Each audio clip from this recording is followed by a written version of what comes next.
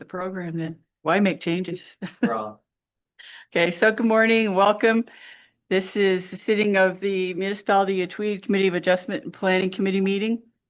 We'll start with an attendance call. To start with staff. Lucas Wales, Deputy Clerk, Zoning Administrator. Hannah Munnings, Planning Assistant. Lori Crellin, Clerk. Peter. Council. Phyllis Savoy. Jeff Robinson. Jim Peterson. Okay, and we have regrets from Roxanne Bailey.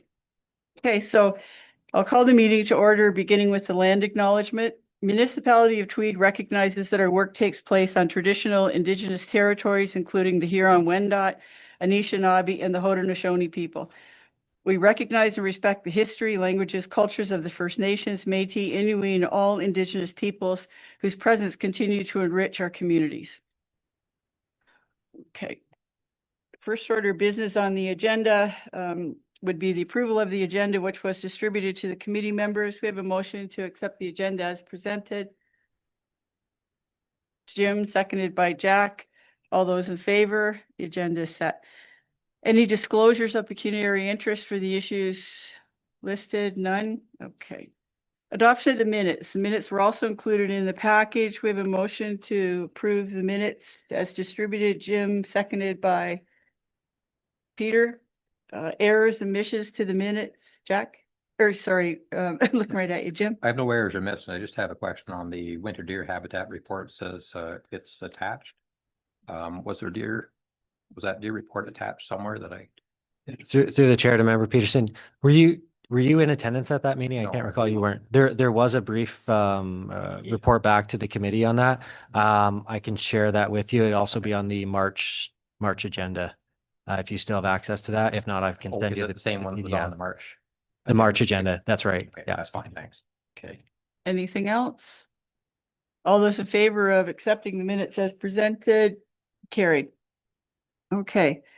We'll now call the public planning meeting to order. The first and only item on the agenda is the zoning amendment ZA 1325. Applicants Jody Allen and Heidi Hitchens, who are present with us.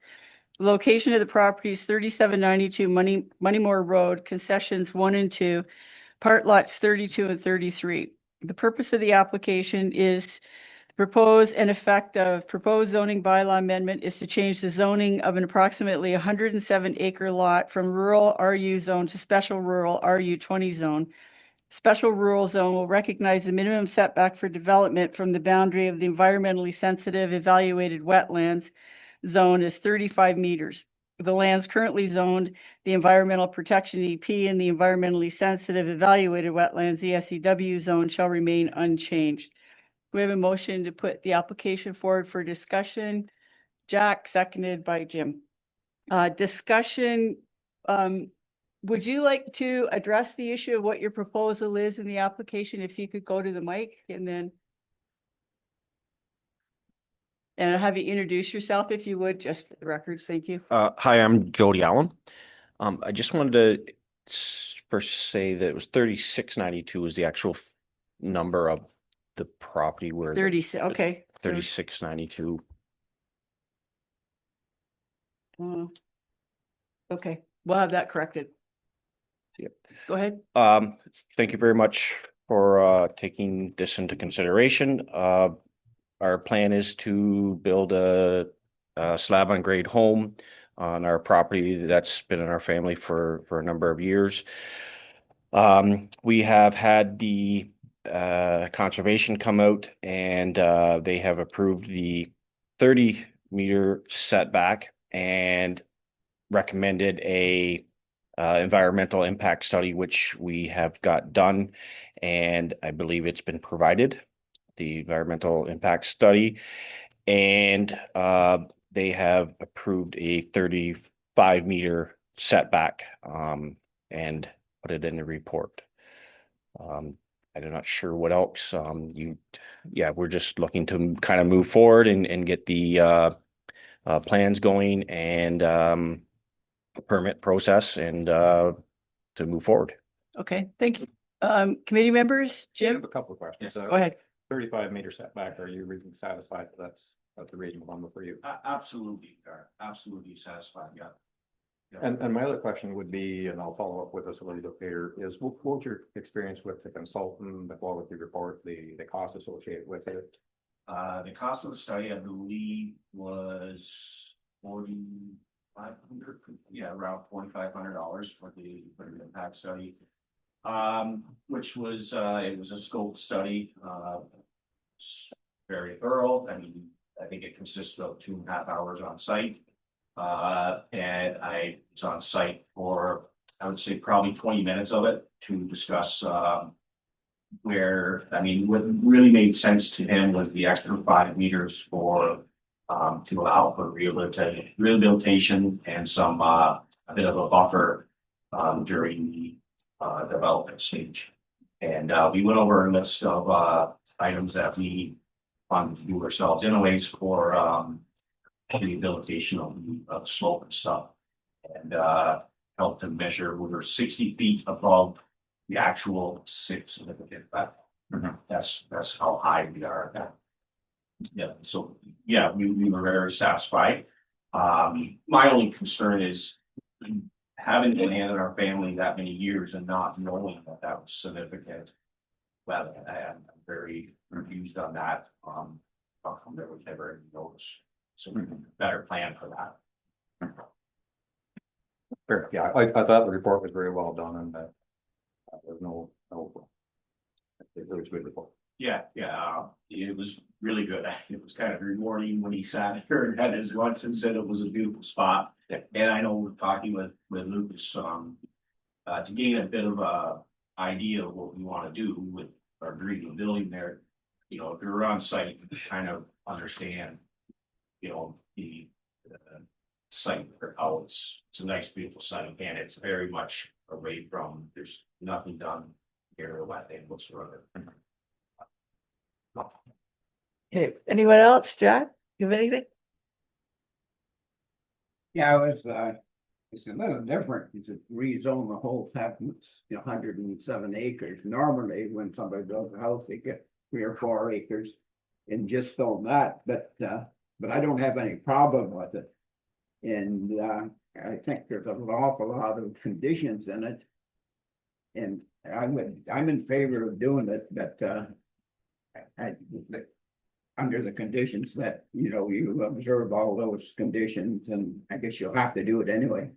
Absolutely, and again, to appreciate the site, we would see where, of course, one of the ability to have the grass and the recommended wildflowers and the cedar trees along there, just for stability and again rehabilitating the slope. Yeah. Peter, I'm good. you're good? Did you have a second question? Can I add some comments? Sure. Not so much for the landowner, just on the EIS in general. Yes. Yeah, I'll speak into the mic. My difficulty with it, I fully support the building. I have no difficulty with that. In fact, it seemed very reasonable in terms of the location and what you plan to do. You've respected the property forever, and you probably plan to continue to do that as you live there. And no disrespect to Lucas, I know why we require these EIS things, because they put 120 buffer on those environmentally sensitive areas, which I think is excessive, and it has been on the maps for probably 40 or 50 years, because I remember I am that old when they were putting those lines around marshes. My difficulty is that I know why we have to do it. I know why you require it, Lucas, but we have these reports of $4,500 in value. They're copy and paste reports. They come to the same conclusion each time. It's a 30-meter, 35-meter setback. And the Conservation Authority is there as well. Their 30 meters is fine. I wish they could just walk out and say, yep, 30 meters is good. That's a reasonable conclusion to have. Because at the end of the day, like you look back 70 or 100 years or more, we had dredgers out in that marsh, dredging marl out of them, and now we're concerned about a bit of sedimentation in them. Well, that's a lot more than that happened 100 years ago. Plus the fact that with these environmental sensitive areas, you as a landowner can go and cut all of that timber down along there without request from Hastings County, without request from us, and remove that timber at any time without breaking the law. But here we are spending $4,500, which is more than the building permit is worth, and asking you and coming up with the same conclusion we come up with each time.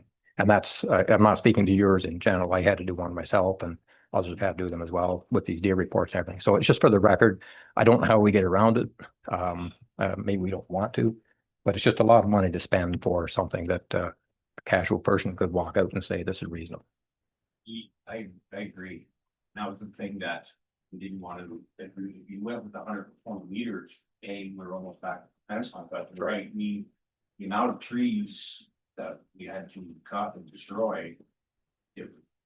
To us, it didn't make sense to destroy a lot of the natural habitat.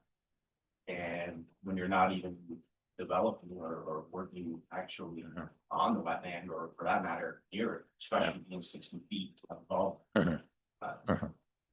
Yeah, I agree. And I think Luke does too, but we're still stuck in a system where we're obligated and required to do that. And I just wish there was some way we could remedy that without having to Maybe- impose these. We can bring this back up under staff updates. There's, I think, a couple of changes that could be coming at us in terms of adjustments and things like, maybe we can, there may be a way. Maybe find a way that if Yeah. it affects, 2% of a total land base, perhaps we can amongst ourselves decide that, these things may not be required, because I would think that if someone had to do the same thing on the other side of that marsh, they'd require it again to do that same EIS statement on the other side of the marsh when we already have that information. So I just wonder if there's some way we mitigate those costs down the road. And I don't have a resolution. I don't have a thought of how we can do that within the current system. Okay. However, Lucas? To the chair, I won't get into the specifics, but I think Member Peterson made a good point right off the top of just allowing our conservation authorities to have the tools and the regulatory authority to do their jobs, so that these types of assessments aren't necessary. I agree. One question I'd like to ask is, say maybe it would be easier to deal with the issues of significant, again, not knowing that the land you owned all those years are significant. Is there not any notice that could be put out, or is that would change a lot? I mean, obviously knowing that going into this, you could better plan for it.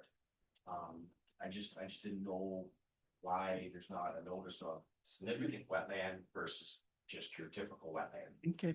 Lucas can address that. Yeah, through the committee to the applicant. Going back to Hungerford Township, I don't know the specifics of what the zoning was in, say, the 1980s when the bylaw was passed. In 2012, when the municipality updated their comprehensive zoning bylaw, I wasn't here at the time, but I kind of understand the processes that were in place.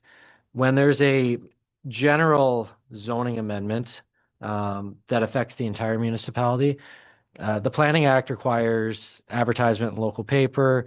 I believe they advertised on the website, newsletters, different means of communication, but they're very general. They're not targeted specifically to property owners, particularly property owners whose zoning is changing or altering, or there's impacts to it. The Planning Act doesn't require that. And I know specifically that individual letters wouldn't have been sent to property owners, but I agree with what the proponent's saying. There probably should be a better mechanism of communication when the implications of your land uses are changing, regardless of it being a general amendment. We do it at site-specific levels, but unless you're attuned to, reading your local paper or staying engaged with your local municipality, when those changes came up and when these changes came up was back 15 years ago at least, you pretty much have to know where to find the information rather than the information coming to you, essentially. Again, we talk about the systems that are in place. It's just another example of that. Jim? I add to that. Yep. Those lines that are put on the map with evaluated wetlands, they were put on by the Ministry of Natural Resources, again, I think back in the 1980s, Lucas, and they may have not even consulted with you. I don't think they consulted with landowners at the time, but they may have in some peripheral way, but I would suggest, like most people, the maps that we have online here at the municipality are very good. The zoning maps, it's very accessible, very easy to get to, and you've owned the land for a long time. But I would suggest when people buy a new property that they should, one of the first things they should do before they purchase is take a look at those old maps, exactly what they have in terms of aggregate, other impediments that might be there in terms of doing something. Some people overlook that, but the information's there, but no, it's not nailed out to you per se. But it's the MNR that imposes those lines. or the regulations, on the maps of the community. Okay. Anything further from committee? No? Okay, so there's a motion before us. That be it resolved that the Committee of Adjustment Planning recommend that council approve zoning amendment ZA 1325 for the following reasons. Quinte Conservation is supportive of the application. The supporting impact study is supportive of the development within 35 meters. The supporting environmental impact study recommends mitigating measures to ensure the preservation of the wetland feature. It's been moved and seconded. All those in favor? It's carried. Lucas will explain where we go from here, but if you could get the address corrected on all the municipal documents, it's wrong, and everybody else's it's right. So just Yeah, through the chair, I believe on our GIS system, there's 2 tagged locations, so we'll have to look into that in our 911 system to see what that looks like. As far as the Planning Act process, I was able to speak to both applicants before the meeting, so I think they're comfortable with what comes next, I believe. oh, okay. All right, we're good. Okay, thank you very much. Good luck. Thank you. I just wanted to thank everybody for listening. Obviously myself, I've been community since I was born and just want to really move forward and support the community and be a happy taxpayer. Hopefully it's a Much. smooth process from here. Good luck. And it is a beautiful property. It's gorgeous. Thank you. Okay, thank you. You're welcome to hang around. That will conclude the planning meeting. Okay, next items on the agenda for consideration would be Bill 5, Protect Ontario by Unleashing Our Economy Act 2020. I could barely get it out. Report, okay. And our Economy Act 2025. Report from the Director of Planning, Tourism and Economic Development.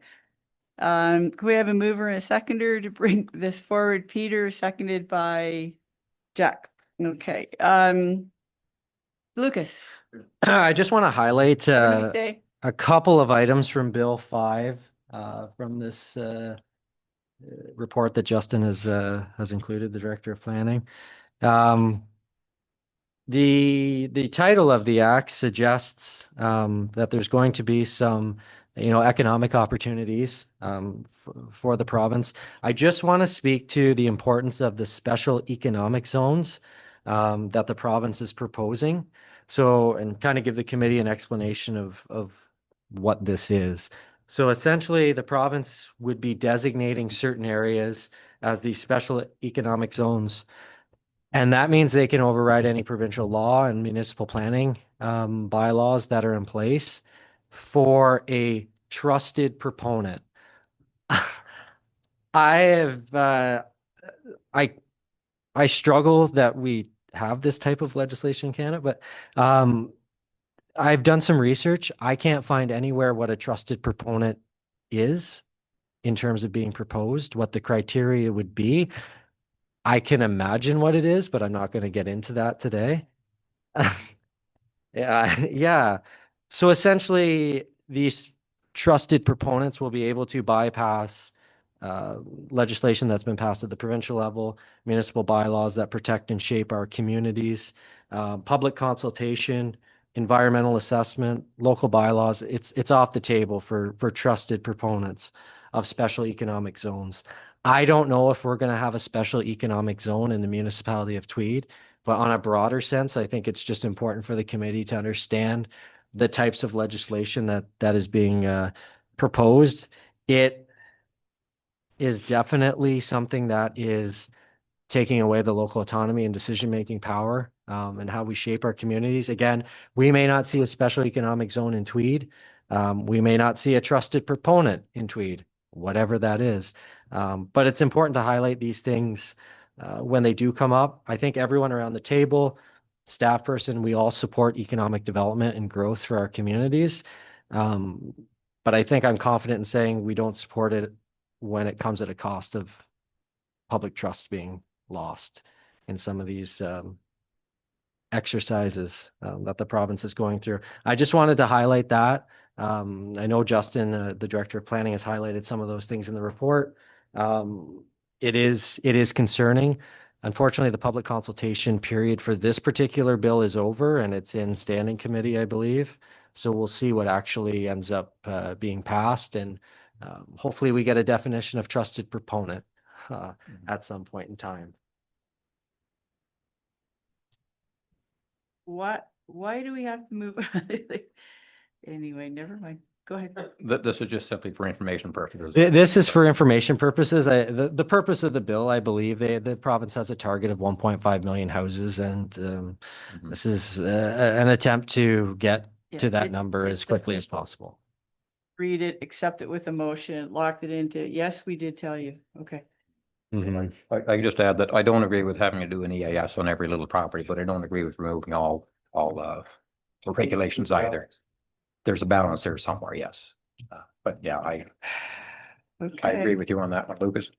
I think it would be helpful if these special economic zones were proposed prior to the legislation being passed as well. Own it, There'd be a little, identified. and trusted proponents identified that there is some criteria. It's question marks. Maybe we're gonna get a big spa with a circus. Maybe. Perhaps. With the high-speed train. Okay, so mover and seconder. Moved by Jim, seconded, sorry, oh, we already did that? Okay, so be it resolved that the Committee of Adjustment Planning receive a report in Bill 5, Protect Ontario by Unleashing Our Economy Act 2025 from the Director of Planning, Tourism and Economic Development of the County of Hastings. All those in favor? Carried. And then there's 7.2, Protect Ontario by Building Faster, Smarter Act. Summary from the Association of Municipalities was presented. We have a mover and seconder to accept the Jim, seconded by Peter. Hannah, you want to address that? Go Yes, ahead. so we have a proposed provision from the province regarding minor variances. The province is proposing that if there is a difference of 10% or less than what the municipal requirement is for setbacks, then there will be an automatic approval from the municipality. So if our municipality is asking for a 10-meter setback and a resident proposes a 9-meter setback, there is a difference of 10%. So it is an automatic approval from us. So there is some, I mean, a balanced approach. There is some good in that essentially we're reducing our setbacks by 10% by the province. We are going through a residential densification project right now where we are intensifying things. This intensifies it slightly more. I don't think this is necessarily a negative thing, but it is, again, the province deciding something top down to us on this.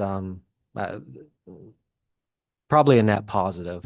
The one other item I wanted to highlight in relation to this bill is the municipality is currently undertaking a development charges study to identify whether we need to implement development charges in our municipality. That's not something council's decided on. We're just going through that process. A study is required to bring that, to bring a bylaw into fruition. One of the amendments of Bill 17 that this committee should be aware of is the province is proposing that development charges will not be due to the municipality until occupancy has taken place on the development project. Essentially, the implication for the municipality could be cash flow issues. I'm not going to get into the finance side of things, but oftentimes, depending on the type of development, if there is a major need for infrastructure investment up front, if we aren't able to collect those development charges until occupancy happens, then the municipality is left fronting the bill for any infrastructure that may be required. That could be sidewalks, could be streets, water and sewer lines, stormwater management. The municipality will be expected to pay those costs upfront and then charge the development charge to the developer after the project has received occupancy.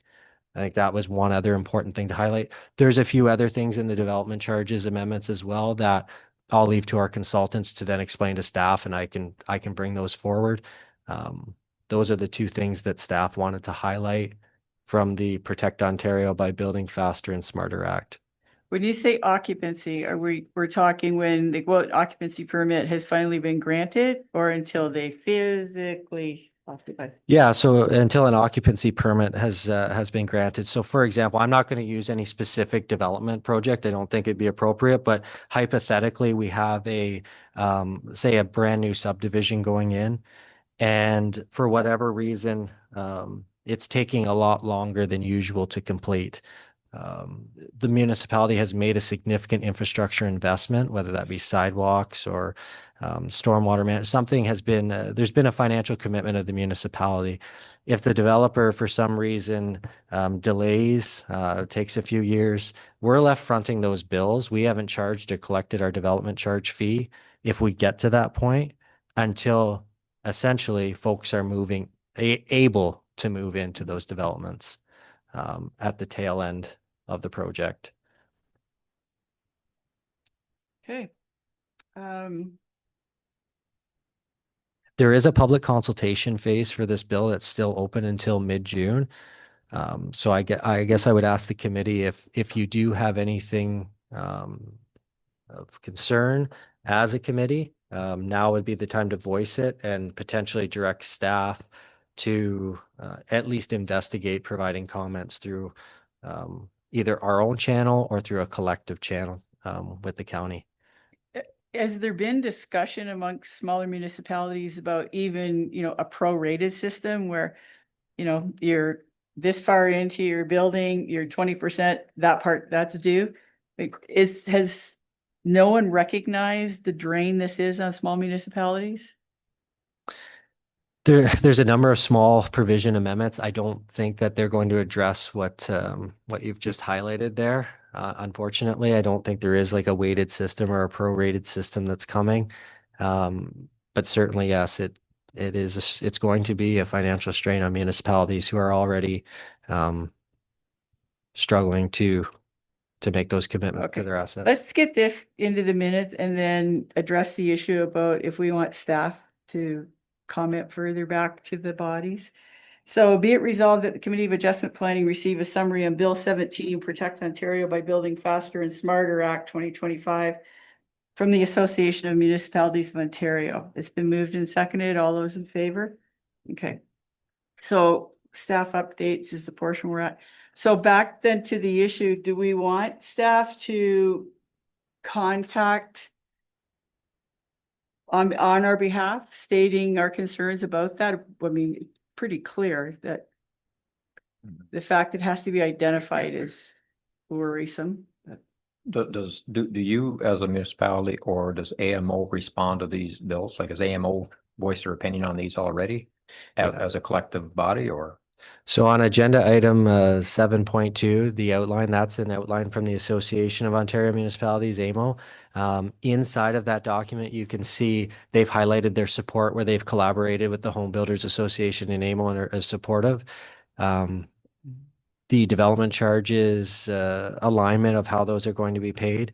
They've outlined clearly in that document that this is not something that is part of their consultations.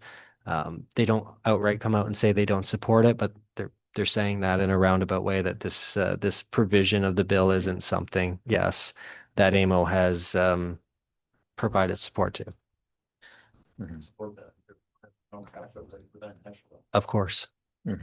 And has anyone considered or included in there how it works out if, let's just say hypothetically, said builder gets that far and then goes, no, I'm not paying it. I'm not making any money. Then what happens? Is it legal recourse or? Depending on the level of development, when we get into subdivision development, we do have agreements in place that protect the municipality to some degree. Again, we're just looking at development charges now. We don't actually have them yet, so I'll be working with the consultant and all of our department heads will to get a better understanding of what that will look like moving forward. But if someone were to walk away from a smaller project that required a development charge, where the municipality's made an investment up front, potentially we are left with just some new infrastructure and no ability to collect if it never reaches the occupancy permit stage. That's a problem. So is it the wish of the committee that we ask staff to continue forward any opportunity they have to voice our concerns on behalf of the committee? Jack, you're okay with that, Jim? Yeah. Yeah, I think you're well enough connected within the group that they need to be I'll just let speak. know that Yeah, we don't like it. So through the chair to the member of council on the committee, normally we would send this as a recommendation to council. I believe the consultation period is ending shortly around our next council meeting date. So I'm just looking for some staff guidance, I guess, from a council perspective on what to do in this scenario. But I do agree that from a municipal perspective, we have to have a voice where we project our voice to the regulation. So they know that we're opposed to that just because of the potential financial impact that could have on the community. We're strapped as it is. Yeah. Right? We certainly can't afford to take on the installation of infrastructure long term. And one of the things that I've noticed is we have a lot of great developers around here, but we don't control the developer. Yep. Right. So at the end of the day, you know, the economy turns left, right, or whatever way the economy goes, and then you have a developer who could stand down for the next 10 years. That becomes a significant financial burden. So broadly speaking, for council, I'd say that absolutely we should voice our opinion. Like we end up against that. Okay. Okay, so, should the committee then send a request to council that they too identify that they also wish to voice their lack of support to this part of the bill? I think I would want to read it more comprehensively before I have an opinion on that. Okay, I must say I didn't, if it's all here, okay. I didn't read it well. I don't have an opinion. And through the chair to member Pearson, this is a very brief summary of the bill. The bill is in its draft format, is available online to review. It is available there. We have And it's a don't bill, have a it's calendar. still in the works. Anything 3 can weeks change. maybe for consultation. And in those 3 weeks, it could come with other articles. What is the consultation about? I believe it's the day after our council meeting, June 11th. Well, I think When's our next meeting? the end of the month, always the last Friday. But we could have another meeting if we wanted to, Yeah. if you want to review it and have a meeting specifically on comments. There's no reason why our chair couldn't call a special meeting of the committee. Or we're in that people have plans mode. We could set a deadline where everyone has the opportunity to review it, highlight your comments, get them into Lucas, and go from there. That works as well. The- Be able to draft something in this committee that is essentially ready for council. And then council could just adopt that and move it forward. I think so. Yeah, But you've got the opportunity that's to go doable. over it. because that June 10th council meeting is a day meeting with council's blessing that day, or I guess the report would have to be done the Friday before. So whatever, does anyone have a calendar?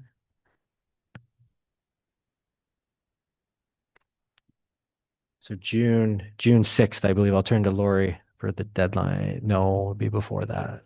Thursday for the clerk, yes. June 5th would be our deadline for comments. So this up 6 days. Yeah. We can forward the committee's comments to council. If council adopts them, then that same day after the council meeting, I can submit them to the province. Okay, would that then be the preferred way? Will we have like this portion of the document? Is there others pages to go with this or explanations, or this is it? That's just a summary from the Association of Ontario Municipalities. There's certain Like the issues that pertain to us specifically. specifically, yeah, they do essentially lobbying efforts on behalf of municipalities. So that's their summary. There's much more detail that's available online, or you can review the actual act itself on the province's website. Okay, so then, if you could send the link out to committee members. Yep. And we set a deadline of, did you say the 6th? Is that, okay, of June the 6th to have comments into 5th, sorry, okay, June 5th, to have comments into Lori and or Lucas and or Hannah or everybody. You can include in the link where you want that to go. And they could be summarized and then advance forward to council. Seem fair? Then that way we've had some time to put more input into it, and council will get this in their package prior to their meeting. Hopefully they do the same. Okay, let's do that then. Okay, anything else, Lucas? I believe we were going to discuss EIS studies just briefly under Yeah. staff updates Yeah, go ahead. as well. So I'll just kind of address the hierarchy of how we get to these types of documents. So the provincial policy statement broadly requires municipalities to protect certain areas of land through the policies that we have. The official plan of the county has then adopted that broad statement by requiring an environmental impact statement to be completed within certain areas and designations. Our zoning bylaw under the official plan then has zones that meet those designations. And one of those areas is the ESEW zone, which our proponent today has property that has ESEW zoning on it. The requirement of the municipal zoning bylaw and the official plan, the provincial policy statement is 120 meter protection area around these wetland areas. Our bylaw does say we may require an EIS study. The official plan is clear that if you're building within these areas, that an EIS study completed by a qualified person be completed, taking into account the necessary reviews of the wetland area. The justification for today's review, or really anyone's need for an EIS study in the municipality of Tweed.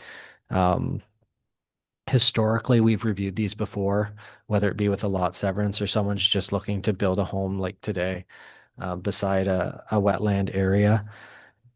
If our setback requirement and provincially is 120 meters and someone's requesting to build within 30 meters, then if we don't ask for the EIS at 30 meters, from a staff perspective is when do we ask for it? When we're reducing from 120 to 30, if we don't ask for it then at on almost 70% reduction of the setback, it doesn't make sense to ever ask for it at that point logically. So that's in reviewing what we've looked at before previously, making sure that we are consistent to the public and to builders, and consistent and fair. That's why that provision goes from a may to a shall in a lot of cases, to make sure we're treating all of our residents and builders equally in terms of how we're enforcing the provisions of our bylaw. The necessity of an EIS study within a wetland area recently, the Conservation Authority can only comment on wetland features within 30 meters. Beyond that, they're not able to comment. So right up to the edge of the development line on this particular application today, they can comment to. He now requires, because of the EIS, 35 meters. It's outside of their scope. If the Conservation Authority was able to legislatively at the provincial level have the authority to comment on these types of files, the cost to private developers, I'm sure, would be lower. And it would make sense that the folks that have regulatory authority over waterways and environmentally protected areas could comment and provide that feedback to municipal councils in their decision making, rather than the requirement of going to the public sector for a review. The public sector sometimes is great for a peer review if needed, but it certainly, as we heard today, puts a financial burden on our development community in reviewing these things when our local conservation authority has already been to the site. So you've had two environmental groups, public and private, to the same site to review the same thing. Doesn't seem like collaboration. It seems like duplication at that point. Yeah, and Lucas, I have no disagreement with why you put them on. I've mentioned that earlier too. It's I know why you do it and why we need to do it. It's just the duplicity of it and the fact that we have local people, conservation authority, which we fund, I believe, don't we, Peter? To some degree. We have agents there who are familiar with their local marshes, and we just hire someone from farther away to come up with the same thing that we could do. You or I could go out and take a look at it and assess that it's a reasonable thing to do. Yep. But I understand fully why you request that, Lucas, and I have no disagreement with that.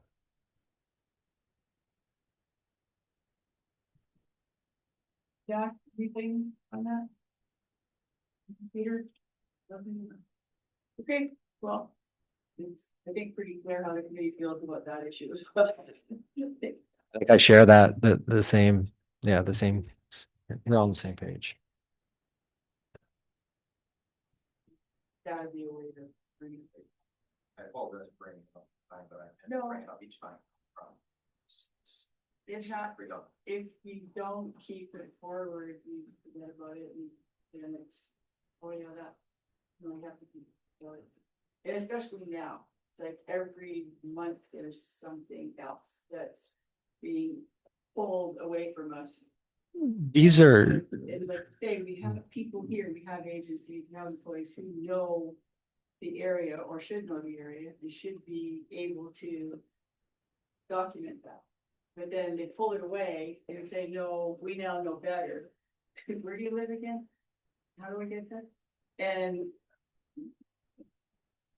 these are the amendments that we could be looking at to build smarter and faster.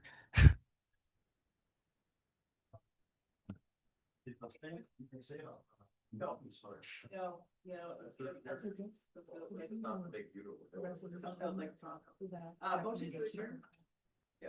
Peter, second, thank you, most of the favor. Thank you. Not now. I was adjourned.